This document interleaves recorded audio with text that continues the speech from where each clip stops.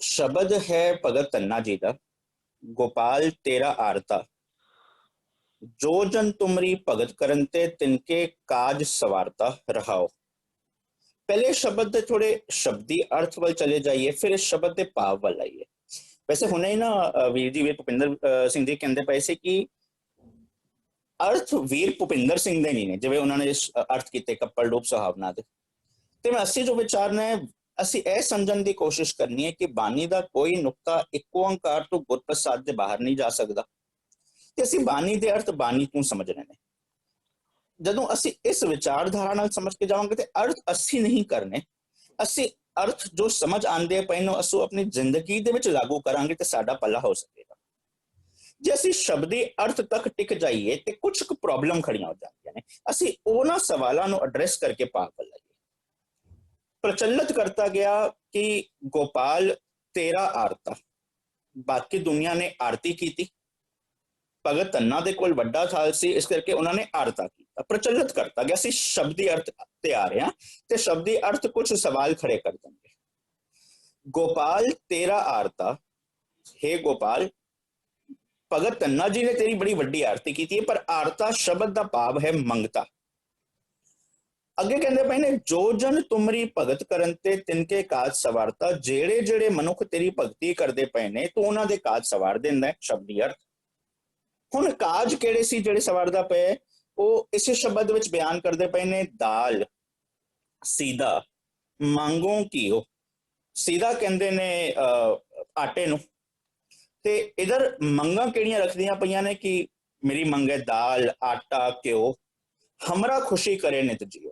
हुण जदों मेरे कोल दाल आ जाए, घ्यो आ जाए, शब्दी अर्थ आटा आ जाए, ते मेरे जिंद विच मेरे मन नूं बड़ी खुशी होंदी है। सवाल नंबर 1, हो सकदा है किसी दे कोल इन्ना कमाई होए, किसी दे कोल इन्ना धन होए, जिन्हां दी कई पीढ़ियां इस दाल आटे घ्यो लई अगर वो कोई कम ना करन, उन्हां नूं कोई फर्क नहीं पैंदा। कि फिर जदों उन्हां दे घर विच दाल आटा घ्यो आएगा, उन्हां दे जीवन नूं भी, उन्हां दे घर नूं, उन्हां दे मन नूं खुशी मिलेगी? जे नहीं मिली, फिर यह शब्द हर बंदे ते हर व्यक्ति ते लागू नहीं होंदा पे। हुण गुरु ग्रंथ साहिब दी बाणी ते बिल्कुल स्पष्ट कर दी है कि परथाए साखी महापुरख बोल दे सांझी सगल जहाने। बाणी दा हर अखर, हर वर्ड, हर फलसफा हर मनुख ते टुकदा। फिर इधर एक सवाल खड़ा हो जाएगा, जे असीं शब्दी अर्थ तक टिके रह गए। हुण अगे होर कोई मंगा दा जिक्र करदे पए ने। अगे कहंदे पए ने पनिया छादन नीका, अनाज मंगो सत सीका। पनिया कहंदे पए ने जुत्ती नूं, छादन कहंदे पए ने कपड़े नूं, कि मैनूं चंगी जुत्ती, चंगे कपड़े चाहिए ने। मैं अनाज मंगदा पिया सत सीका। सिंपल वे ना समझिए कि सत पैलियां दा, सत तरह दा अनाज समझ लइए कि मैनूं सत तरह दा अनाज चाहिए है, मैनूं कपड़ा चाहिए है, मैनूं जुत्ती चाहिए है। ए मेरे सारे काज हे गोपाल तूं सवारदा पिया। हुण गुरु ग्रंथ साहिब की बाणी बिल्कुल स्पष्ट कर दी एक चीज, तो जिहड़ी मंग रखनी है वो किहड़ी है? मांगना, मांगन नीका, हर जस गुर ते मांगना। हुण तू हर जस मंगना है तो दुनियावी तौर पे जो चीज कमानी है, जो चीज हंडानी है, उहदे लई तैनूं मेहनत करनी पेगी। फिर की उस गोपाल गुरु भगत धन्ना जी जिहड़े आप बिल्कुल स्पष्ट करदे पए ने, भ्रमत फिरत बहुत जन्म बिलाने, तन मन धन नहीं धीरे। भटकदियां भ्रमदियां सारा मेरा जो जन्म है वो भटकदा पिया है। मेरा तन, मेरा मन, मेरा धन टिकदा नहीं पिया। क्यों? क्योंकि लालच बिख, लालच एक बड़ा बड़ा जहर है। हुण जे लालच जहर है ते की वो गुरु ग्रंथ साहिब दी बाणी सानू पनिया छादन नीका मंगनियां सिखाएगी या कमानियां सिखाएगी? गुरु ग्रंथ साहिब की बाणी मांगना, मांगन नीका वाले पासे लेके जा रही है, सारे जीवन के संतोख लेके आ रही है, या अनाज मंगो सत सीका तक लेके आ रही है? सवाल खड़ा हो जाता है। पर अगे होर आइए, अगे भगत धन्ना जी कहते पे ने गऊ भैंस मंगो लावेरी, एक ताजन तुरी चंगेरी। मैं किहदे कोलों गां मंगदा, लवेरी गां मंगदा, भैंस मंगदा, एक अरबी घोड़ी मंगदा। ताजन तुरी का भाव अरबी घोड़ी, मैं चंगी घोड़ी भी मंगदा पिया। हुण अज की परिभाषा विच समझ आइए कि असीं समझ लो गड्डियां मंगदे पे। ਗੱਲ ਫਿਰ ਉੱਥੇ ਖੜਾ ਹੋ ਜਾਏਗੀ ਕਿ ਅਸੀਂ ਕੋਈ ਰੱਬ ਨੂੰ ਇੱਕ ਬਾਹਰਲੀ ਹਸਤੀ ਮੰਨ ਲਿਆ ਜਿਹੜੇ ਰੱਬ ਆ ਕੇ ਸਾਡੇ ਸਾਰੇ ਅਕਾਸ਼ ਸਵਾਰ ਜਾਏਗਾ। ਹੁਣ ਜਦੋਂ ਇਸ ਜਗ੍ਹਾ ਤੱਕ ਖੜੇ ਰਹਿ ਜਾਵਾਂਗੇ, ਇਹੀ ਸਾਡਾ ਸਭ ਤੋਂ ਵੱਡਾ ਦੁਖਾਂਤ ਵਾਪਰਿਆ। ਅਸੀਂ ਬਾਣੀ ਦੀਆਂ ਪੰਕਤੀਆਂ ਨੂੰ ਯੂਜ਼ ਕੀਤਾ ਕਿ ਇਹ ਪੰਕਤੀ, ਇਹ ਬਾਣੀ ਪੜਨ ਨਾਲ ਮੈਨੂੰ ਇਹ ਚੀਜ਼ ਮਿਲੇਗੀ। ਇਹ ਇੱਕ ਮੈਂ ਆਪਣੇ ਆਪ ਇੱਕ ਟੌਪਿਕ ਬਣਾਤਾ ਦੁੱਖ ਪੰਜਨੀ ਸਾਹਿਬ, ਇਹ ਬਾਣੀ ਪੜਨ ਨਾਲ ਮੇਰੇ ਸਾਰੇ ਦੁੱਖ ਦਰਦ ਹੋ ਜਾਣਗੇ। ਹੁਣ ਨੁਕਸਾਨ ਕਿਉਂ ਵਾਪਰੇ? ਕਿਉਂਕਿ ਅਸੀਂ ਬਸ ਬਾਣੀ ਨੂੰ ਵੀ ਆਪਣੀ ਲਾਲਚ ਦੀ ਪੂਰਤੀ ਲਈ ਜਾਂ ਆਪਣੀ ਡਰ ਤੋਂ ਆਜ਼ਾਦੀ ਲਈ ਯੂਜ਼ ਕੀਤਾ। ਬਾਣੀ ਨੂੰ ਅਸੀਂ ਜੀਵਨ ਜੁਗਤੀ ਲਈ ਸਿੱਖਿਆ, ਸ਼ਬਦੀ ਅਰਥ ਤੱਕ ਖੜੇ ਰਹੇ। ਤੇ ਅਖੀਰ ਵਿੱਚ ਕਹਿੰਦੇ ਪਏ ਨੇ ਘਰ ਕੀ ਗੀਹਨ ਚੰਗੀ ਜਨ ਧੰਨਾ ਲੈਵੈ। ਜਿਹੜੀ ਮੇਰੀ ਇੱਕ ਮੰਗ ਹੋ ਰਿਹਾ, ਸਾਰੀਆਂ ਚੀਜ਼ਾਂ ਆ ਗਈਆਂ ਤੇ ਮੈਨੂੰ ਘਰ ਦੀ ਕੀਹਨ, ਮੈਨੂੰ ਇੱਕ ਚੰਗੀ ਵੋਟੀ ਵੀ ਚਾਹੀਦੀ ਹੈ। ਹੁਣ ਕੀ ਇਹ ਸ਼ਬਦ ਫਿਰ ਕੇਵਲ ਤਾਂ ਕੇਵਲ ਮੇਲ ਲਈ ਹੈ, ਜਾਂ ਅਸੀਂ ਇੰਝ ਵੀ ਸਮਝ ਲਈਏ ਕਿ ਘਰ ਕੀ ਕੀਹਨ ਦੋਨਾਂ ਲਈ ਵਰਤਿਆ ਗਿਆ, ਜੀਵਨ ਸਾਥੀ ਲਈ ਵਰਤਿਆ ਗਿਆ। ਤੇ ਫਿਰ ਕੀ ਇਹ ਸ਼ਬਦ ਕੇਵਲ ਤੱਕ ਜਿਨ੍ਹਾਂ ਦਾ ਵਿਆਹ ਹੋ ਚੁੱਕਿਆ ਹੈ, ਕੀ ਇਹ ਸ਼ਬਦ ਫਿਰ ਉਹਨਾਂ ਤੇ ਲਾਗੂ ਨਹੀਂ ਹੋਏਗਾ? ਜੇ ਉਹਨਾਂ ਤੇ ਲਾਗੂ ਹੋਏਗਾ ਕਿ ਫਿਰ ਉਹ ਘਰ ਕੀ ਕੀਹਨ ਮੰਗਦੇ ਪਏ ਨੇ? ਸਾਰੇ ਸਵਾਲ ਖੜੇ ਹੋਣਗੇ। ਜਦੋਂ ਇਸ ਚੀਜ਼ ਨੂੰ ਸਮਝ ਕੇ ਅਸੀਂ ਆਈਏ ਕਿ ਗੁਰੂ ਗ੍ਰੰਥ ਸਾਹਿਬ ਦਾ ਬਾਣੀ ਦਾ ਫਲਸਫਾ ਆਪਣੇ ਜੀਵਨ ਦੇ ਵਿੱਚ ਕਿਵੇਂ ਲਾਗੂ ਕਰਨਾ। ਗੋਪਾਲ, ਗੋ ਮਾਨੇ ਧਰਤੀ, ਧਰਤੀ ਨੂੰ ਪਾਲਣ ਵਾਲਾ, ਉਹ ਕਿਧਰ ਹੈ? ਮੇਰੇ ਅੰਦਰ। ਹੇ ਗੋਪਾਲ, ਮੈਂ ਤੇਰਾ ਮੰਗਤਾ ਵਾਂ, ਪਰ ਮੈਨੂੰ ਇੱਕ ਚੀਜ਼ ਪਤਾ ਹੈ। ਹੇ ਗੋਪਾਲ, ਮੈਂ ਤੇਰਾ ਆਰਤਾ ਹਾਂ, ਤੇਰਾ ਮੰਗਤਾ ਹਾਂ, ਪਰ ਮੈਨੂੰ ਇੱਕ ਚੀਜ਼ ਦਾ ਪਤਾ ਹੈ, ਜੋ ਜਨ ਤੁਮਰੀ ਭਗਤ ਕਰਨ ਤੇ, ਭਗਤ ਦੇ ਤੱਤੇ ਨੂੰ ਲੱਗੀ ਹੋਈ ਹੈ ਸਿਹਾਰੀ, ਜੋ ਜਨ ਤੁਮਰੀ ਭਗਤ ਕਰਨ ਤੇ ਤਿਨਕੇ ਕਾਜ ਸਵਾਰਤਾ। ਜੋ ਜੋ ਮਨੁੱਖ ਤੇਰੀ ਭਗਤੀ, ਕਹਿੰਦੀ ਹੇ ਗੋਪਾਲ, ਮੇਰੇ ਧਰਤੀ ਦਾ, ਮੇਰੇ ਹਿਰਦੇ ਰੂਪੀ ਧਰਤੀ ਦਾ ਮਾਲਕ, ਜੋ ਜੋ ਤੇਰੀ ਭਗਤੀ ਕਰਦੇ ਪਏ ਨੇ ਤੂੰ ਉਹਨਾਂ ਦੇ ਕਾਜ ਸਵਾਰ ਦਿੰਦਾ। ਹੁਣ ਅਸੀਂ ਇਹ ਪਹਿਲੇ ਵੀ ਡਿਸਕਸ ਕੀਤਾ ਸੀ, ਗੁਰੂ ਗ੍ਰੰਥ ਸਾਹਿਬ ਦੀ ਬਾਣੀ ਅੰਦਰ ਜਿੱਧਰ ਵੀ ਭਗਤ ਦੇ ਤੱਤੇ ਨੂੰ ਔਂਕੜ ਆਏਗਾ, ਉਧਰ ਗੱਲ ਚਲਦੀ ਪਈ ਹੈ ਇੱਕ ਭਗਤ ਦੀ। ਜਿੱਧਰ ਵੀ ਭਗਤ ਦਾ ਤੱਤਾ ਮੁਕਤਾ ਆਏਗਾ, ਉਧਰ ਗੱਲ ਚਲਦੀ ਪਈ ਹੈ ਬਹੁਤੇ ਭਗਤਾਂ ਦੀ। ਐਗਜ਼ਾਮਪਲ ਲੈ ਲਈਏ, ਜਿੱਧਰ ਬਹੁਵਚਨ ਵਿੱਚ ਆਉਂਦਾ ਹੈ ਅਸੰਗ ਭਗਤ ਗੁਣ ਗਿਆਨ ਵਿਚਾਰ, ਹੁਣ ਉਧਰ ਤੁਹਾਨੂੰ ਕੋਈ ਲਗਾ ਮਾਤਰਾ ਨਹੀਂ ਮਿਲੇਗੀ, ਅਨੇਕ ਭਗਤਾਂ ਦੀ ਗੱਲ ਚਲਦੀ ਪਈ ਹੈ। ਇੱਕ ਸ਼ਬਦ ਹੋਰ ਆਂਦਾ ਹੈ, ਸਭ ਕੋ ਤੇਰਾ ਭਗਤ ਕਹਾਏ। ਹਰਵਿੰਦਰ ਜੀ ਪਲੀਜ਼ ਉਹ ਸ਼ਬਦ ਸਕਰੀਨ ਤੇ ਲਿਆਓਗੇ। ਸਭ ਕੋ ਤੇਰਾ ਭਗਤ ਕਹਾਏ, ਸਹੀ ਭਗਤ ਤੇਰੇ ਮਨ ਪਾਏ। ਜੇ ਆਪ ਨੂੰ ਸਕਰੀਨ ਤੇ ਨਜ਼ਰ ਆ ਰਿਹਾ ਹੈ, ਜੇ ਆਪ ਨੋਟ ਕਰੋਗੇ ਤੇ ਉਧਰ ਜਿਹੜਾ ਪਹਿਲਾ ਭਗਤ ਆਏਗਾ ਉਹਨੂੰ ਔਂਕੜ ਲੱਗਿਆ ਹੋਇਆ, ਜਿਹੜਾ ਦੂਜਾ ਭਗਤ ਆਏਗਾ ਉਹਨੂੰ ਔਂਕੜ ਨਹੀਂ ਲੱਗਿਆ ਹੋਇਆ। ਹੁਣ ਪਹਿਲਾ ਭਗਤ ਕੀ ਹੈ ਕਿ ਸਭ ਕੋ ਤੇਰਾ ਭਗਤ ਕਹਾਏ, ਭਗਤ ਦੇ ਤੱਤੇ ਨੂੰ ਔਂਕੜ ਇੱਕ ਭਗਤ ਦੀ ਗੱਲ ਚਲਦੀ ਪਈ ਹੈ, ਪਰ ਸਹੀ ਭਗਤ ਤੇਰੇ ਮਨ ਪਾਏ, ਅਸਲ ਤੇਰੇ ਉਹੀ ਭਗਤ ਹਨ ਜੋ ਤੇਰੇ ਮਨ ਨੂੰ ਪਾ ਜਾਂਦੇ ਨੇ, ਉਧਰ ਬਹੁਤੀਆਂ ਭਗਤਾਂ ਦੀ ਗੱਲ। ਹੁਣ ਤੀਜਾ ਭਗਤ ਆਂਦਾ ਹੈ ਭਗਤ ਦੇ ਤੱਤੇ ਨੂੰ ਸਿਹਾਰੀ, ਜਿਹੜਾ ਅੱਜ ਦਾ ਮਸਲਾ ਹੈ।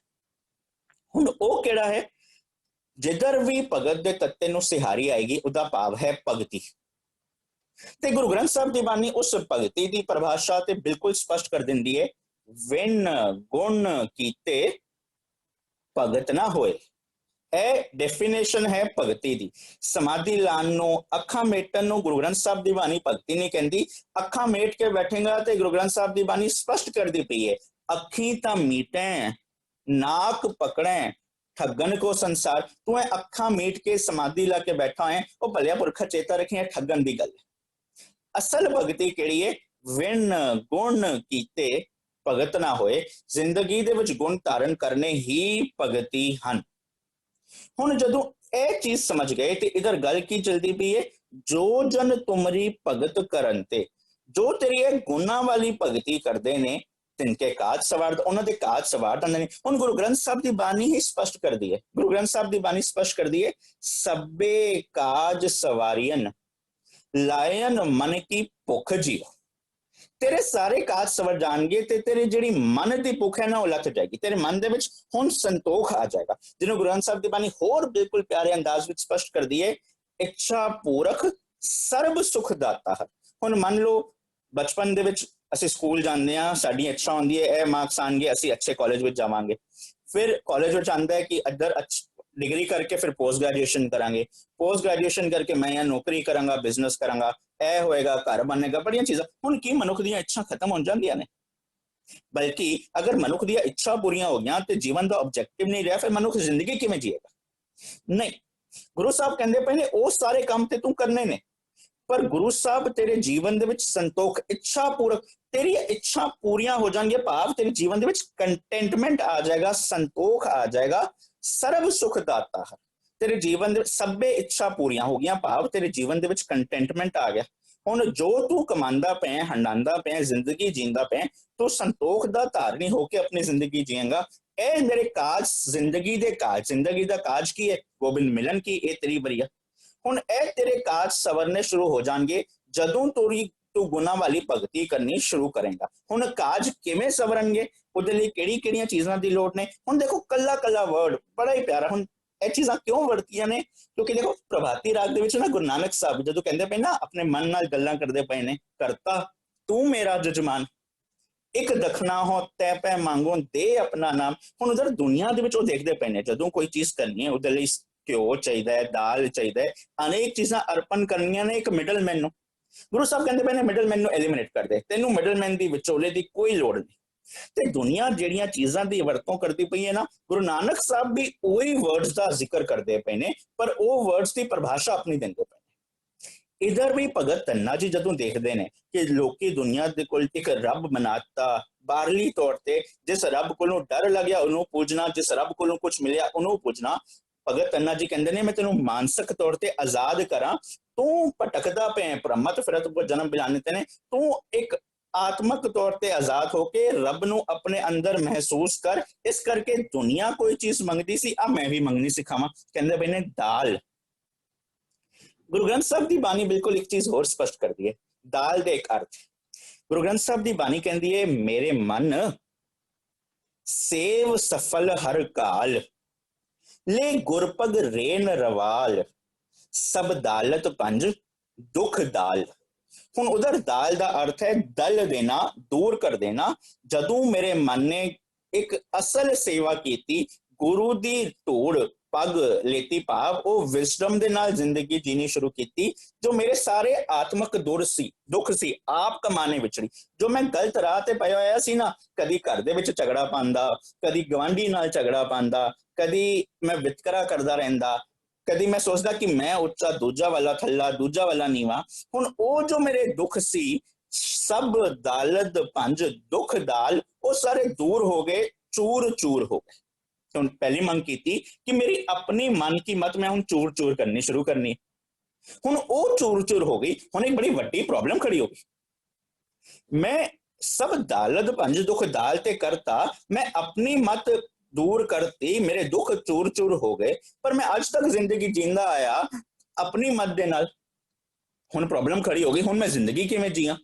ਭਗਤ ਧੰਨਾ ਜੀ ਕਹਿੰਦੇ ਨੇ ਡੋਂਟ ਸਟਾਪ ਹਿਅਰ, ਅੱਗੇ ਵੱਧ। ਅੱਗੇ ਕੀ ਕਹਿੰਦੇ ਪਏ ਨੇ? ਸੀधा। ਜੇ ਤੂੰ ਪੁੱਠੇ ਰਸਤੇ ਨੂੰ ਛੱਡ ਦਿੱਤਾ, ਦਲ ਦਿੱਤਾ, ਖਤਮ ਕਰ ਦਿੱਤਾ, ਹੁਣ ਇੱਕ ਕੰਮ ਕਰ, ਸੀਧੇ ਤੇ ਆ ਜਾ। ਹੁਣ ਸੀਧਾ ਦੇ ਗੁਰੂ ਗ੍ਰੰਥ ਸਾਹਿਬ ਦੀ ਬਾਣੀ ਫਿਰ ਸਪਸ਼ਟ ਕਰਦੀ ਹੈ, ਬਾਵੇਂ ਮਾਰਗ ਤੇੜਾ ਚਲਣਾ, सीधा छोड़। अब पुठा बुनना गौड़ी ग्वारेरी विच मेरे ख्याल स्पष्ट करते पे ने, बावें मार्ग टेढ़ा चलना, सीधा छोड़। तू सीधा राह छड़ता सी, अब पुठा बुनना। हुण तू जो तेरी जिंदगी दी हालत सी ना, चलत कत टेढ़े टेढ़े टेढ़े, टेढ़ियां राह नूं छड़। हुण जदों तू दुख दाल हो चुके ना, अपनी सारी भैड़ी सोच नूं, अपने कम्मा करके जो तू दुखी हो रहा सी, जो तू अपने सुख नूं बाहर डिपेंड कीता होया सी, ਉਹ ਚੀਜ਼ ਛੱਡ ਦਿੱਤੀ। ਹੁਣ ਸਿੱਧਾ ਆ ਜਾ, ਹੁਣ ਸਿੱਧੇ ਰਸਤੇ ਤੇ ਚੱਲਣਾ ਸ਼ੁਰੂ ਕਰਦਾ, ਜਿਹਨੂੰ ਗੁਰੂ ਸਾਹਿਬ ਸਪਸ਼ਟ ਕਰਦੇ ਪਏ ਨੇ, ਗੁਰਸਿੱਖ ਮੀਤ ਚਲੋ ਗੁਰ ਚਾਲੀ, ਜੋ ਗੁਰ ਕਹੇ ਸੋਈ ਪਲ ਮਾਨੋ, ਹਰ ਹਰ ਕਥਾ ਨਿਰਾਲੀ। ਦਾਲ ਸਿੱਧਾ। ਹੁਣ ਅੱਗੇ ਕਹਿੰਦੇ ਪਏ ਨੇ ਮੰਗੋ ਘਿਓ। ਹੁਣ ਜੇ ਮੈਨੂੰ ਘਿਓ ਦੀ ਲੋੜ ਹੈ, ਹੁਣ ਗੁਰੂ ਸਾਹਿਬ ਉਸ ਘਿਓ ਦੀ ਪਰਿਭਾਸ਼ਾ ਇਸ ਬਿਲਕੁਲ ਸਪਸ਼ਟ ਕਰਦੇ ਪਏ ਨੇ। ਜਿਸ ਸ਼ਬਦ ਦਾ ਅਸੀਂ ਹੁਣੇ ਜ਼ਿਕਰ ਕੀਤਾ, ਕਰਤਾ ਤੂੰ ਮੇਰਾ ਜਜਮਾਨ, ਗੁਰੂ ਸਾਹਿਬ ਕਹਿੰਦੇ ਪਏ ਨੇ, ਬਿਲਕੁਲ ਸਪਸ਼ਟ ਕਰਦੇ ਪਏ ਨੇ, दूध करम संतोख क्यों कर, दूध करम संतोख क्यों कर, ऐसा मांगो दान। मैं दान मंगदा पिया ना क्योंकि तेरी भगती करनी है, भगती करांगा मेरे सारे काज सवर जाणगे, इस करके मैं गलत राह छड़िया, सिद्धे राह ते आया। हुण सिद्धे राह ते आके पहली मंग पता किहड़ी कीती है, मेरे जीवन दे विच संतोख कीओ कर। मेरे जीवन दे विच संतोख आ जाए, संतोख नहीं आया ना, फिर मैं एक थां ते जावांगा, दूजे थां ते जावांगा, तीजे थां ते जावांगा, हर वक्त डोलदा ही रहांगा। हुण जे मैं वो भगती करना चाहता, मैंने जीवन चो भरम, जीवन चो पखंड, जीवन चो वो डीगन डोला तोलो जो मन के भरमा नूं कढना है, मैनू संतोख चाहिए। इस करके दाल सीधा मांगो क्यों। हुण मेरे जीवन दे विच कंटेंटमेंट आ गया, संतोख आ गया। जदों असीं एकदम कंटेंट होके सोईए, नींद चंगी आएगी। जदों उस वे नाल उठीए ते फ्रैश उठांगे, होएगा कि मेरे जीवन दे विच अपने आप ही खुश हुई। हुण मैं जे स्टॉक्स विच इन्वेस्ट कीता है, उत्ते थल्ले जाने पे ने, वो मैनू मेंटल तौर ते परेशान नहीं करदा पिया, दिखदा पिया that is part of business.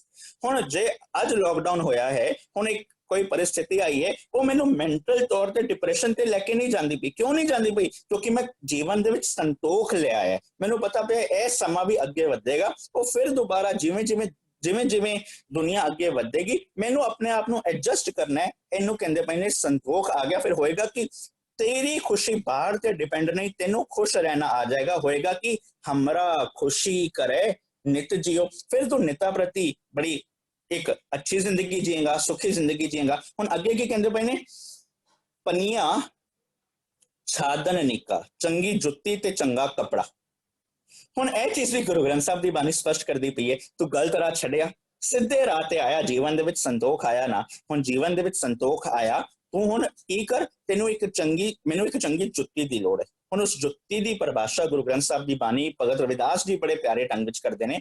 Bhagat ji कहते हुए ने, चमरठा गांठ ना जनई, लोग गठामे, अगला वर्ड की है पन ही। चमरठा गांठ ना जनई, लोग गठावे पनही। ਇਹ शरीर रूपी जुत्ती की गल चलती पई है। हुण तुसीं कहोगे हैं भगत जी शरीर मंगते पे ने, शरीर तो सानू एक कुदरत के नियम के अनुसार, मां की रकत पिता बिन धारा के अनुसार सानू एक शरीरक जन्म मिल चुका है। पर गुरु ग्रंथ साहब की बाणी इस शरीर नूं शरीर मनदी नहीं है। गुरु ग्रंथ साहब की बाणी स्पष्ट कर दी है, गुर सेवा ते भगत कमाई, तब ए मानस देही पाई।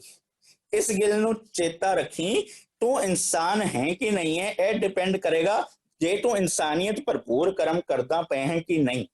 जदों तू गुर सेवा, गुर दी विचारधारा नूं सेवन कीता, उस अनुसार तू भगत कमाई, गुना वाली भगती की, ता समझी कि तेरा शरीर इंसाना वाला है। नहीं तो पता तेरी हालत की है, तेरी हालत है करतूत पशु की मानस जात। तेरा बारली तौर ते ढांचा हड मास हो सकता इंसाना वाला, तेरे कर्म सारे पशुआं वाले। जिन्हों होर भी गुरु साहब स्पष्ट करते पे ने कि जो तेरी हालत है, सतगुर नूं छड़ के जे तू काम करदा पे, जिन्हां सतगुर पुरख ना सेव्यो, शब्द ना कीतो विचार। मालिक जी की कहोगे उन्हां बारे, जिन्हां ने अपने मनुखी मन की किसी होर ते गल नहीं टुकदी पई, वो शब्द की विचार नहीं की। शब्द की विचार का भाव जो असीं पहलां डिस्कस किया सी, शब्द नूं अपने सामने रख के अपने आप नूं परचोड़ नहीं किया कि मैं की करदा पिया। ते गुरु साहब कहंदे पे ने, ओए मानस जून ना आखी, मता समझो कि वो इंसान ने। गुरु साहब की ने कहंदे पे ने पशु, अच्छा पशु ने। गुरु साहब ने इत्थे रोक नहीं, होर अगे चल। ढोर, अच्छा मरे हुए पशु ने। गुरु साहब कहते पे इत्थे भी ना रुक, मरे होया पशु भी कम आ जाएगा। हे मनुख, पता है तेरी जिंदगी की हालत किवें हो जाएगी? पशु, ढोर, गवार, तेरी हालत हो गई है एक गवार मरे हुए पशु वांग, जो किसी दे कम नहीं आंदा। भलिया पुरखा, तू जिंदगी दे विच विचरदियां किसी दे कम नहीं आ रहा। ते चेता रखी, तेरा बाहरली तौर ते शरीर, ए ढांचा इंसान वाला है, वो इंसानी कम नहीं करता पाया। वो इंसानी कम करने वाला शरीर भगत जी सानू मंगन की जात समझाते पे ने, पनिया छादन नीका। हुण कपड़ा किहड़ा है? हुण जे समझ गया कि यह शरीर रूपी जुत्ती चाहिए, कपड़ा किहड़ा है? ते गुरु नानक साहब बिल्कुल स्पष्ट करते पे ने, सिफत शर्म का कपड़ा मांगो, सिफत शर्म का कपड़ा मांगो। मैं कपड़ा मंगदा पिया इस शरीर ਲਈ, पता किहड़ा? सिफती दा, तेरी सलाह करन दा, जिसनों कहंदे पे ने कीर्तन दा। कीर्तन का भाव की है? वर्ड आया कीर्ति चो, कीर्ति का भाव है सिफत सलाह। जदों मेरा तन भाव, जदों मेरे कर्म तेरी सिफत सलाह करन, उसनों कहंदे पे ने कीर्तन। जदों मेरे कर्म ਜਦੋਂ ਮੇਰਾ ਧਨ ਤੇਰੀਆਂ ਸਿਫਤਾਂ ਕਰਨ, ਉਹਨੂੰ ਕਹਿੰਦੇ ਪਏ ਨੇ ਕੀਰਤਨ। ਹੁਣ ਉਹ ਕਿਵੇਂ ਹੁੰਦਾ ਹੈ? ਮੈਂ ਪੜ੍ਹ ਲਿਆ ਕਿ ਉਹ ਮਿੱਠ ਬੋਲੜਾ ਜੀ ਹੈ। ਹੁਣ ਜਦੋਂ ਮੇਰੇ ਜੀਵਨ ਚੋਂ ਮਿੱਠ ਬੋਲੜਾ ਨਿਕਲਾ, ਇਹ ਹੋਇਆ ਸਿਰਫ ਸ਼ਰਮ ਕਾ ਕਪੜਾ ਮੰਗੋ। ਜਦੋਂ ਮੈਂ ਪੜ੍ਹ ਲਿਆ ਉਹ ਨਿਰਭਉ, ਮੈਂ ਹੁਣ ਆਪਣੇ ਜੀਵਨ ਚੋਂ ਬਾਹਰਲੇ ਡਰ ਕੱਢ ਕੇ ਨਿਰਮਲ ਭਉ ਲਿਆਇਆ, ਇਹ ਕੀ ਹੈ? ਕੀਰਤਨ। ਜਦੋਂ ਮੈਂ ਪੜ੍ਹ ਲਿਆ ਨਿਰਵੈਰ, ਮੈਂ ਜ਼ਿੰਦਗੀ ਚੋਂ ਵੈਰ ਕੱਢ ਲਿਆ, ਇਹ ਕੀ ਹੋਇਆ? ਕੀਰਤਨ। ਹੁਣ ਇਹ ਵਾਲਾ ਕਪੜਾ ਮੰਗਦਾ ਪਿਆ, ਸਿਫਤ ਸ਼ਰਮ ਕਾ ਕਪੜਾ ਮੰਗੋ। ਹੁਣ ਅੱਗੇ ਕੀ ਕਹਿੰਦੇ ਪਏ ਨੇ? ਪਨੀਆਂ ਛਾਜਨ ਨੀਕਾ ਅਨਾਜ ਮੰਗੋ। ਗਲਤ ਰਾਹ ਛੱਡਿਆ, ਸਿੱਧੇ ਰਾਹ ਤੇ ਆਇਆ, ਸੰਤੋਖ ਕਮਾ ਲਿਆ। ਸੰਤੋਖ ਦੇ ਨਾਲ ਮੈਨੂੰ ਸਮਝ ਆਇਆ ਮੈਂ ਇਨਸਾਨੀ ਕਰਮ ਕਰਨੇ ਨੇ। ਹੁਣ ਇਨਸਾਨੀ ਕਰਮ ਕਰਨ ਲਈ ਮੈਂ ਤੇਰੀ ਸਿਫਤ ਸਲਾਹ ਦਾ ਕਪੜਾ ਮੰਗਿਆ, ਹੁਣ ਮੈਨੂੰ ਚਾਹੀਦਾ ਹੈ ਅਨਾਜ। ਅਨਾਜ ਕਿਹੜਾ ਹੈ? ਗੁਰੂ ਸਾਹਿਬ ਸਪਸ਼ਟ ਕਰਦੇ ਪਏ ਨੇ, ਜਤ ਸਤ ਚਾਵਲ। ਭਗਤ ਅੰਨਾ ਜੀ ਅਨਾਜ ਮੰਗਦੇ ਪਏ ਨੇ ਨਾ, ਅਨਾਜ ਮੰਗੋ ਸਤ ਸੀਕਾ। ਅਨਾਜ ਕਿਹੜੇ ਮੰਗਦੇ ਪਏ ਨੇ? ਗੁਰੂ ਸਾਹਿਬ ਸਪਸ਼ਟ ਕਰਦੇ ਪਏ ਨੇ, ਜਤ ਸਤ ਚਾਵਲ। ਤੇਰੇ ਜੀਵਨ ਦੇ ਵਿੱਚ ਜਤ ਆ ਜਾਏ, ਸਤ ਆ ਜਾਏ, ਤੇਰਾ ਕੈਰੈਕਟਰ ਚੰਗਾ ਹੋ ਜਾਏ, ਇਹ ਹੈ ਅਨਾਜ। ਜਤ ਸਤ ਚਾਵਲ। ਤੇਰੇ ਜੀਵਨ ਦੇ ਵਿੱਚ ਦਇਆ ਆ ਜਾਏ, ਦਇਆ ਕਨਕ ਕਰ ਐਸਾ ਮੰਗੋ ਦਾਨ। ਤੇਰੇ ਜੀਵਨ ਦੇ ਵਿੱਚ ਜਤ ਆ ਜਾਏ, ਤੇਰਾ ਕੈਰੈਕਟਰ ਉੱਚਾ ਹੋ ਜਾਏ, ਦਇਆ ਕਨਕ ਕਰ, ਤੇਰੇ ਜੀਵਨ ਦੇ ਵਿੱਚ ਦਇਆ ਆ ਜਾਏ, ਇਹ ਕਣਕ ਇਹ ਅਨਾਜ ਚਾਹੀਦਾ ਹੈ। ਉਧਰ ਕਹਿੰਦੇ ਪਏ ਨੇ ਐਸਾ ਮੰਗੋ ਦਾਨ, ਇਧਰ ਕਹਿੰਦੇ ਪਏ ਨੇ ਤੇਰਾ ਆਰਤਾ। ਜਤ ਸਤ ਚਾਵਲ ਦਇਆ ਕਨਕ ਕਰ ਐਸਾ ਮੰਗੋ ਦਾਨ। ਹੁਣ ਇਧਰ ਤੱਕ ਪਹੁੰਚ ਗਏ ਭਗਤ ਅੰਨਾ ਜੀ, ਕਹਿੰਦੇ ਇੱਥੇ ਕੰਮ ਖਤਮ ਨਹੀਂ ਹੋ ਗਿਆ। ਗਲਤ ਰਾਹ ਛੱਡਿਆ, ਸਿੱਧੇ ਰਾਹ ਤੇ ਆਇਆ, ਸੰਤੋਖ ਜੀਵਨ ਦੇ ਵਿੱਚ ਆਇਆ, ਪਤਾ ਲੱਗਿਆ ਇਨਸਾਨੀ ਕਰਮ ਕਰਨੇ ਨੇ, ਉਹਦੇ ਲਈ ਮੈਨੂੰ ਉੱਚਾ ਕੈਰੈਕਟਰ ਚਾਹੀਦਾ ਹੈ, ਉਹਦੇ ਲਈ ਮੈਨੂੰ ਜੀਵਨ ਦੇ ਵਿੱਚ ਦਇਆ ਚਾਹੀਦੀ ਹੈ। ਤੇ ਦੂਜਿਆਂ ਤੇ ਦਇਆ ਕਰਨ ਤੋਂ ਪਹਿਲਾਂ, ਸਭ ਤੋਂ ਪਹਿਲਾਂ ਮਨੁੱਖ ਆਪਣੇ ਆਪ ਤੇ ਦਇਆ ਕਰ। ਆਪਣੇ ਆਪ ਤੇ ਦਇਆ ਕਰਨ ਦਾ ਭਾਵ ਜਿਹੜੇ ਜਿਹੜੇ ਕੰਮਾਂ ਕਰਕੇ ਮੈਂ ਦੁਖੀ ਹੋ ਰਿਹਾ, ਉਹ ਕੰਮ ਛੱਡਣੇ ਸ਼ੁਰੂ ਕਰ ਦੇ, ਫਿਰ ਅਗਲੀ ਚੀਜ਼ ਚਾਹੀਦੀ ਹੈ। ਭਗਤ ਅੰਨਾ ਜੀ ਕਹਿੰਦੇ ਪਏ ਨੇ, ਗਊ ਭੈਂਸ ਮੰਗੋ ਲਵੇਰੀ। ਹੁਣ ਗਾਂ ਤੇ ਭੈਂਸ ਵੀ ਚਾਹੀਦੀ ਹੈ, ਲਵੇਰੀ ਗਾਂ ਚਾਹੀਦੀ ਹੈ। ਹੁਣ ਭਗਤ ਜੀ ਗੁਰੂ ਗ੍ਰੰਥ ਸਾਹਿਬ ਦੀ ਬਾਣੀ ਬਿਲਕੁਲ ਸਪਸ਼ਟ ਕਰਦੀ ਹੈ, ਖੇਮਾ ਧੀਰਜ ਕਰ ਗਊ ਲਵੇਰੀ। ਇਧਰ ਕੀ ਆਇਆ? ਗਊ ਭੈਂਸ ਮੰਗੋ ਲਵੇਰੀ। ਤੇ ਗੁਰੂ ਗ੍ਰੰਥ ਸਾਹਿਬ ਦੀ ਬਾਣੀ ਉਸ ਦੀ ਪਰਿਭਾਸ਼ਾ ਵੀ ਕਰਦੀ ਪਈ ਹੈ, ਖਿਮਾ ਧੀਰਜ ਕਰ ਗਊ ਲਵੇਰੀ, ਸਹਿਜੇ ਬਛੜਾ ਖੀਰ ਪੀਏ। ਤੇਰੇ ਜੀਵਨ ਦੇ ਵਿੱਚ ਉਹ ਗਾਂ ਤੇਰੇ, ਉਹ ਲਵੇਰੀ ਗਾਂ ਤੇਰੇ ਅੰਦਰ ਹੈ। ਤੈਨੂੰ ਕਿਸੇ ਨੂੰ ਖਿਮਾ ਕਰਨਾ ਆ ਜਾਏ, ਸਾਨੂੰ ਕੋਈ ਛੋਟੀ ਜੀ ਗੱਲ ਕਹਿ ਜਾਏ ਨਾ, ਅਸੀਂ ਉਸ ਸੋਚ ਨੂੰ ਅਗਲੀ 10 5 2 4 ਪੀੜ੍ਹੀਆਂ ਤੱਕ ਰੱਖਦੇ ਹਾਂ ਤੇ ਉਹਨੇ ਮੇਰੇ ਨਾਲ ਵਧੀਕੀ ਕੀਤੀ। ਗੁਰੂ ਸਾਹਿਬ ਕਹਿੰਦੇ ਪਏ ਨੇ, ਜੇ ਤੂੰ ਇਹ ਸੁਭਾਅ ਪਾਲੀ ਰੱਖਿਆ, ਜੇ ਮੇਰੀ ਵਿਚਾਰਧਾਰਾ ਕਿਸੇ ਨਾਲ ਨਹੀਂ ਮਿਲਦੀ ਪਈ, ਮੈਂ ਹਰ ਵਕਤ, ਵੈਸੇ ਨਾ ਅੱਜ ਕੱਲ ਨੋਟ ਕਰਦਾ ਫੇਸਬੁੱਕ ਤੇ ਜਾਂ ਅਲੱਗ ਸੋਸ਼ਲ ਮੀਡੀਆ ਤੇ ਨਾ ਲੋਕ ਬਹਿਸੀ ਜਾਂਦੇ ਨੇ। ਮੈਨੂੰ ਅੱਜ ਤੱਕ ਇੱਕ ਬੰਦਾ ਨਹੀਂ ਨਜ਼ਰ ਆਇਆ ਜਿਹੜਾ ਫੇਸਬੁੱਕ ਦੀ ਬਹਿਸ ਕੇ ਕੋਈ ਬੰਦਾ ਕਨਵਿੰਸ ਹੋ ਗਿਆ ਕਿ ਨਹੀਂ ਇਹ ਗੱਲ ਠੀਕ ਸੀ, ਮੈਂ ਮੰਨਣਾ ਕਿ ਮੇਰੀ ਇਹ ਵਿਚਾਰਧਾਰਾ ਗਲਤ ਨਹੀਂ ਸੀ, ਪਰ ਫਿਰ ਵੀ ਬਹਿਸੀ ਜਾਵਾਂਗੇ। ਹੁਣ ਕਿਉਂ ਬਹਿਸੀ ਜਾਵਾਂਗੇ? ਆਪਣੀ ਵਜੂਦ ਨੂੰ ਬਰਕਰਾਰ ਰੱਖਣ ਲਈ ਕਿ ਨਹੀਂ ਮੇਰੀ ਵਜੂਦ ਬਰਕਰਾਰ ਹੈ, ਮੈਂ ਤੇ ਤੈਨੂੰ ਸੁਣਾਣਾ ਹੀ ਸੁਣਾਣਾ। ਭਾਵ ਜੀਵਨ ਦੇ ਵਿੱਚ ਖਿਮਾ ਕਰਨ ਦਾ ਸੁਭਾਅ ਨਹੀਂ ਆਇਆ। ਗੁਰੂ ਸਾਹਿਬ ਕਹਿੰਦੇ ਪਏ ਨੇ, ਆਪਣੇ ਜੀਵਨ ਦੇ ਵਿੱਚ ਖਿਮਾ ਕਰਨ ਦਾ ਸੁਭਾਅ ਲਿਆ। ਇਹ ਕੀ ਹੈ? ਖਿਮਾ ਧੀਰਜ ਕਰ ਗਊ ਲਵੇਰੀ, ਸਹਿਜੇ ਬਛੜਾ ਖੀਰ ਪੀਏ। ਹੁਣ ਜਦੋਂ ਇਹ ਆ ਗਿਆ ਤੇ ਅੱਗੇ ਕਹਿੰਦੇ ਪਏ ਨੇ, ਇੱਕ ਤਾਜਨ ਤੁਰੀ ਚੰਗੇਰੀ, ਇੱਕ ਅਰਬੀ ਘੋੜੀ ਵੀ ਚਾਹੀਦੀ ਹੈ। ਹੁਣ ਅਰਬੀ ਘੋੜੀ ਕਿਹੜੀ ਹੈ? ਹੁਣ ਉਹ ਵੀ ਗੁਰੂ ਗ੍ਰੰਥ ਸਾਹਿਬ ਦੀ ਬਾਣੀ ਸਪਸ਼ਟ ਕਰਦੀ ਹੈ, ਕਿਉਂਕਿ ਘੋੜੀ ਤੇ ਸਵਾਰ ਹੋ ਕੇ ਜਾਣੇ। ਹੁਣ ਮਨੁੱਖ ਜਿਹੜੀ ਚੀਜ਼ ਤੇ ਸਵਾਰ ਹੋਏਗਾ ਨਾ, ਮਨੁੱਖ ਉਸ ਅਨੁਸਾਰ ਹੀ ਡਿਸਾਈਡ ਕਰੇਗਾ ਕਿ ਆਪਣੀ ਮੰਜ਼ਿਲ ਤੇ ਪਹੁੰਚਦਾ ਕਿ ਨਹੀਂ ਪਹੁੰਚਦਾ। ਜਿਵੇਂ ਆਂਦਾ ਨਾ ਕਿ ਗੁਰੂ ਗ੍ਰੰਥ ਸਾਹਿਬ ਦੀ ਬਾਣੀ ਸਪਸ਼ਟ ਕਰਦੀ ਹੈ ਜੁਗਾ ਦੀ ਗੱਲ ਵੀ, ਉਧਰ ਵੀ ਇੱਕ ਰਥ ਹੈ ਤੇ ਇੱਕ ਰਥਵਾ ਹੈ। ਕਲਯੁਗ ਰਥ ਅਗਨ ਕਾ ਕੂੜ ਅਗੇ ਰਥਵਾ। ਹੁਣ ਜੇ ਮਨੁੱਖ ਨੂੰ ਕੂੜ ਚਲਾਉਂਦਾ ਪਿਆ ਹੈ, ਮਨੁੱਖ ਤ੍ਰਿਸ਼ਨਾ ਦੀ ਅੱਗ ਤੇ ਸਵਾਰ ਹੈ, ਉਹਨੇ ਡੁੱਬਣਾ ਹੀ ਡੁੱਬਣਾ। ਪਰ ਗੁਰੂ ਸਾਹਿਬ ਕਹਿੰਦੇ ਪਏ ਨੇ, ਤੂੰ ਵੀ ਸਵਾਰੀ ਕਰ ਲੈ। ਹੁਣ ਕਿਹੜੀ? ਅਰਬੀ ਘੋੜੀ ਦੀ। ਹੁਣ ਅਰਬੀ ਘੋੜੀ ਕਿਹੜੀ ਹੈ? ਗੁਰੂ ਸਾਹਿਬ ਸਪਸ਼ਟ ਕਰਦੇ ਨੇ, ਪਹਿਰ ਸਮਾਦ ਸਨਾ, ਗਿਆਨ ਹੈ ਆਸਨ ਚੜਿਓ। ਉਧਰ ਹੈ ਦਾ, ਉਧਰ ਹੈ ਵੜੇ ਹੈ। ਹੁਣ ਉਸ ਹੈ ਦਾ ਭਾਵ ਹੁੰਦਾ ਹੈ ਘੋੜਾ। ਗੁਰੂ ਸਾਹਿਬ ਕਹਿੰਦੇ ਪਏ ਨੇ, ਜੇ ਤੂੰ ਸਵਾਰੀ ਕਰਨੀ ਹੈ, ਆਪਣੇ ਜੀਵਨ ਦਾ ਕਿਸੇ ਨੂੰ ਆਸਰਾ ਬਣਾਣਾ ਨਾ, ਇਸ ਦਾ ਸਵਾਰ ਕਰਕੇ ਮੈਂ ਆਪਣੀ ਜ਼ਿੰਦਗੀ ਜੀਣੀ ਹੈ, ਮੈਂ ਕਿਹੜਾ ਕੰਮ ਕਰਨਾ ਹੈ? ਉਹ ਹੈ ਕਿਹੜਾ? ਪਹਿਰ ਸਮਾਦ ਸਨਾ, ਗਿਆਨ ਹੈ ਆਸਨ ਚੜਿਓ। ਤੂੰ ਗਿਆਨ ਤੇ ਸਵਾਰੀ ਕਰ। ਭਾਵ ਉਸ ਗਿਆਨ ਸਦਕਾ ਇਹ ਸਮਝ ਜਾ ਕਿ ਕੀ ਠੀਕ ਹੈ ਕੀ ਗਲਤ। ਜਿਹੜਾ ਹੁਣੇ ਹੀ ਵੀਰ ਭੁਪਿੰਦਰ ਸਿੰਘ ਜੀ ਦੱਸਦੇ ਪਏ ਸੀ, ਵਿਵੇਕ ਬੁੱਧ। ਵਿਵੇਕ ਦਾ ਮਤਲਬ ਇਹ ਪਰਖ ਹੋ ਜਾਣੀ ਕਿ ਕਿਹੜੀ ਚੀਜ਼ ਠੀਕ ਹੈ, ਕਿਹੜੀ ਚੀਜ਼ ਗਲਤ, ਕਿਹੜੀ ਚੀਜ਼ ਸੱਚ ਹੈ, ਕਿਹੜੀ ਚੀਜ਼ ਝੂਠ। ਉਹ ਸਮਝ ਆਏਗੀ ਕਿਵੇਂ? ਕਹੋ ਕਬੀਰ ਮੈਂ ਸੋ ਗੁਰ ਪਾਇਆ ਜਾਕਾ ਨਾਉ ਵਿਵੇਕੋ। ਜਦੋਂ ਉਹ ਗੁਰ ਉਹ ਵਿਜ਼ਡਮ ਮੈਨੂੰ ਸਮਝਾਏਗਾ ਕਿ ਕਿਹੜੀ ਚੀਜ਼ ਠੀਕ ਹੈ ਕਿਹੜੀ ਗਲਤ, ਮੈਂ ਉਸ ਦੀ ਸਵਾਰੀ ਕਰਕੇ ਜ਼ਿੰਦਗੀ ਜੀਵਾਂਗਾ, ਫਿਰ ਮੇਰੇ ਸਾਰੇ ਕਾਜ ਸਵਰਨੇ ਸ਼ੁਰੂ ਹੋ ਜਾਣਗੇ। ਹੁਣ ਜਦੋਂ ਇੱਧਰ ਤੱਕ ਪਹੁੰਚ ਗਏ, ਹੁਣ ਭਗਤ ਜੀ ਅਖੀਰ ਵਿੱਚ ਪਤਾ ਕੀ ਕਹਿੰਦੇ ਪਏ ਨੇ, ਭਲਿਆ ਪੁਰਖਾ ਤੂੰ ਆਪਣਾ ਇੱਕ ਨਵੀਂ ਸ੍ਰਿਸ਼ਟੀ ਬਣਾ ਲਈ ਹੈ।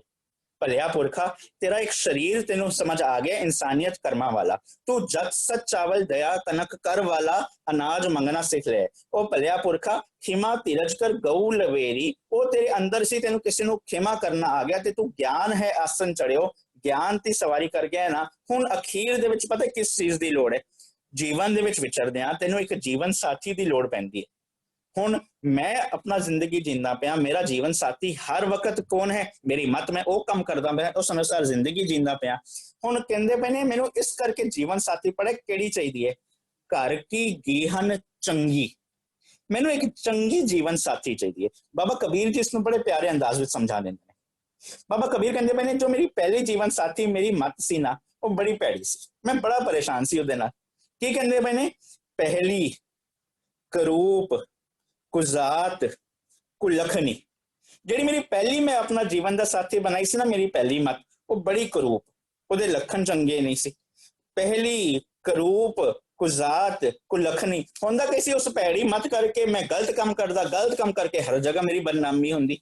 ਪਹਿਲੀ ਕਰੂਪ ਕੁਜ਼ਾਤ ਕੁਲਖਣੀ ਸੋਹਰੇ ਪਈਏ ਬੁਰੀ, ਉਸ ਕਰਕੇ ਮੈਂ ਕੰਮ ਚੱਜਦੇ ਨਹੀਂ ਕਰਦਾ ਸੀ। ਮੈਨੂੰ ਸਮਝ ਆ ਗਿਆ ਉਸ ਗਲਤ ਮਤ ਨੇ ਨਾ ਮੈਨੂੰ ਬੜਾ ਪਰੇਸ਼ਾਨ ਕੀਤਾ, ਇਸ ਕਰਕੇ ਮਨ ਕੀ ਮਤ ਤਿਆਗੋ ਹਰਜਨ ਵਾਲੀ ਬਾਤ ਮੈਂ ਸਮਝ ਗਿਆ। ਉਹ ਵਾਲਾ ਜੀਵਨ ਸਾਥੀ ਮੈਂ ਛੱਡ ਦਿੱਤਾ, ਮੈਂ ਇੱਕ ਨਵੀਂ ਜੀਵਨ ਸਾਥੀ ਲੈ ਲਈ।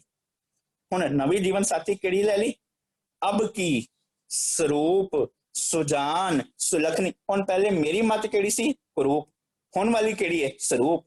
ਪਹਿਲੀ ਵਾਰੀ ਮੇਰੀ ਕਿਹੜੀ ਸੀ, ਕੁਜ਼ਾਤ, ਹੁਣ ਵਾਲੀ ਕਿਹੜੀ ਹੈ, ਸੁਜਾਨ। ਪਹਿਲੀ ਵਾਰੀ ਸੀ ਕੁਲਖਣੀ, ਹੁਣ ਕਿਹੜੀ ਹੈ, ਸੁਲਖਣੀ। ਅਬ ਕੀ ਸਰੂਪ ਸੁਜਾਨ ਸੁਲਖਣੀ ਸਹਿਜੇ ਉਦਰ ਧਰੀ, ਭਲੀ ਸਰੀ, ਉਹ ਚੰਗਾ ਹੋਇਆ। ਕੀ ਚੰਗਾ ਹੋਇਆ, ਮੂਈ ਮੇਰੀ ਪਹਿਲੀ ਬਰੀ, ਚੰਗਾ ਹੋਇਆ ਪਹਿਲੀ ਮੇਰੀ ਅਹੰਕਾਰ ਨਾਲ ਭਰੀ ਹੋਈ ਮਤ ਮਰ ਗਈ। ਸਾਡਾ ਦੁਖਾਂਤ ਪਤਾ ਕੀ ਹੋਇਆ, ਅਸੀਂ ਇਹੋ ਜਿਹੇ ਕ੍ਰਾਂਤੀਕਾਰੀ ਸ਼ਬਦਾਂ ਦੇ ਨਾਲ ਕਹਾਣੀਆਂ ਜੋੜ ਲਈਆਂ। ਅਸੀਂ ਕਹਿਤਾ ਕਬੀਰ ਸਾਹਿਬ ਦੀ ਪਹਿਲੀ ਵੋਟੀ ਸੀ, ਉਹ ਕਰੂਪ ਸੀ, ਨਵੀਂ ਵੋਟੀ ਸਰੂਪ ਸੀ। ਕਬੀਰ ਜੀ ਕਹਿੰਦੇ ਨੇ ਚੰਗਾ ਹੋਇਆ ਮੇਰੀ ਪਹਿਲੀ ਵੋਟੀ ਮਰ ਗਈ। ਕਦੀ ਕੋਈ ਕਹੇਗਾ ਕਿ ਚੰਗਾ ਹੋਇਆ ਮੇਰੀ ਪਹਿਲੀ ਵੋਟੀ ਮਰ ਗਈ? ਸਾਡਾ ਦੁਖਾਂਤ ਵਾਪਰਿਆ, ਅਸੀਂ ਇਸ ਚੀਜ਼ ਨੂੰ ਸਮਝ ਕੇ ਆਪਣੇ ਜੀਵਨ ਦੇ ਵਿੱਚ ਲਾਗੂ ਨਹੀਂ ਕੀਤਾ, ਕਿਉਂਕਿ ਅਸੀਂ ਕਹਾਣੀਆਂ ਤੱਕ, ਅਸੀਂ ਇਤਿਹਾਸ ਤੱਕ, ਅਸੀਂ ਸਾਖੀਆਂ ਤੱਕ ਸੀਮਿਤ ਰਹਿ ਗਏ। ਜਦ ਤੱਕ ਇਧਰ ਤੱਕ ਸੀਮਿਤ ਰਹਾਂਗੇ, ਅਸੀਂ ਬਾਣੀ ਨੂੰ ਇੰਜੋਏ ਕਰਕੇ ਆਪਣੇ ਜੀਵਨ ਦੇ ਵਿੱਚ ਕ੍ਰਾਂਤੀ ਨਹੀਂ ਲੈ ਕੇ ਆ ਸਕਦੇ।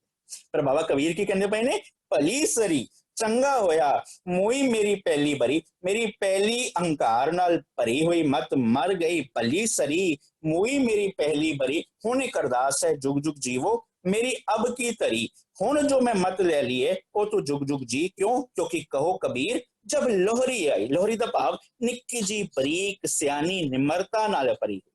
ਕਹੋ ਕਬੀਰ ਜਬ ਲੋਹਰੀ, ਹੁਣ ਸਿਆਣੀ ਮਤ ਆ ਗਈ ਨਾ, ਬੜੀ ਕਾ ਸੁਹਾਗ ਟਰਿਓ। ਹੁਣ ਮੈਨੂੰ ਇਹ ਦੁਨੀਆ ਵਾਲੀ ਗੱਲਾਂ, ਇਹ ਕਰੂਪ ਕੁਜ਼ਾਤ ਵਾਲੀਆਂ ਗੱਲਾਂ ਨਾਲ, ਇਹਦੇ ਲਈ ਮੈਨੂੰ ਹੁਣ ਮੇਰੇ ਕੋਲ ਟਾਈਮ ਹੀ ਨਹੀਂ ਬਚਿਆ, ਇਹਦੇ ਲਈ ਮੈਂ ਆਪਣੇ ਕੰਨ ਬੰਦ ਕਰ ਲਏ।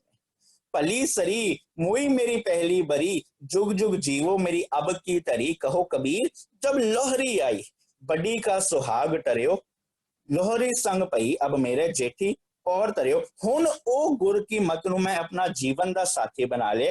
जो भगत धन्ना जी कहते पे ने, मैनू ओ चंगी जीवन साथी चाहिए। घर की गीहन चंगी जन धन्ना लेवे मंगी। भगत धन्ना जी अपने आप से टुका के सानू समझाते पे ने, भलिया पुरखा जे तू भी एक मंगता बनना चाहते ना, तो अपने हिरदे रूपी घर दे विच जिहड़ा परमात्मा बैठा है उसनू पछाण के ए बाहरलियां मंगा, दुनियावी ज्ञान बड़ा लाजमी, बड़ा जरूरी। दुनियावी ज्ञान सानू बाकियां चीज़ां कमान लई मदद करता है, ते ओह कमानियां भी लाजमी ते जरूरी हैं।